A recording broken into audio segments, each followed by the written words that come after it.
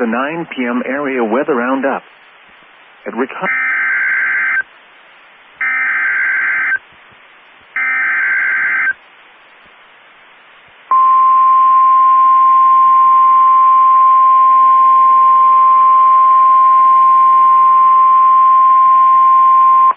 National Weather Service in Amarillo has issued a severe thunderstorm warning for southern Wheeler County, Killingsworth County, eastern Donley County, until 10:15 p.m. Central Daylight Time. At 9:35 p.m. Central Daylight Time, a severe thunderstorm was located 4 miles southwest of Amarillo, or 13 miles northwest of Wellington, moving south at 55 miles per hour. Hazard, 60 miles per hour wind gusts. Source, radar indicated.